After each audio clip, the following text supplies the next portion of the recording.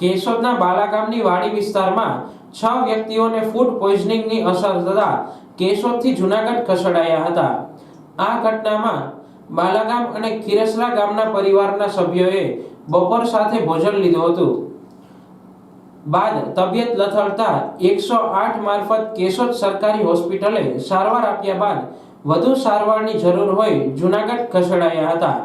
કેશોદ સરકારી હોસ્પિટલના ડોક્ટર ભીમાણીએ જણાવ્યું કે સામાન્ય રીતે ફૂડ પોઈઝનિંગમાં ઉલટી કે ઝાડાની અસર થતી હોય છે, પરંતુ આ કિસ્સામાં તમામે તેમના મગજ ઉપર કાબુ ગુમાવી દીધો હોય તેવી માનસિક અસર જોવા મળી રહી હોવાની શંકા જતાવી હતી।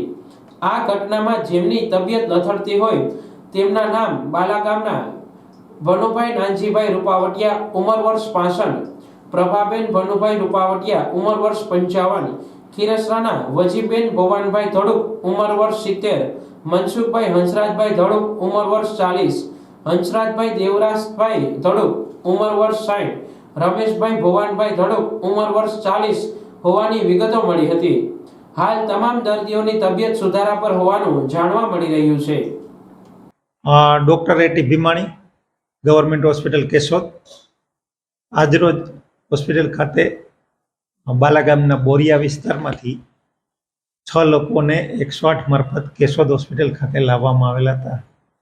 જે લોકો બપોરે એકસાથે જમેલા હતા અને જેમાંથી એને ફૂડ પોઈઝનિંગની અસર થતાં 6 લોકોમાંથી 4 લોકોને વધારે સારવાર અર્થે જૂનાગઢ સિવિલ હોસ્પિટલ ખાતે રિફર કરવામાં આવેલ છે અને 2 લોકો હાલ અત્યારે અહીં સારવાર હેઠળ છે। સાહેબ, સામાન્ય રીતે જમવા બાદ વોમિટ થતી હોય અને પેટમાં દુખાવો થતો હોય, અમે એ વસ્તુ નથી જોશું।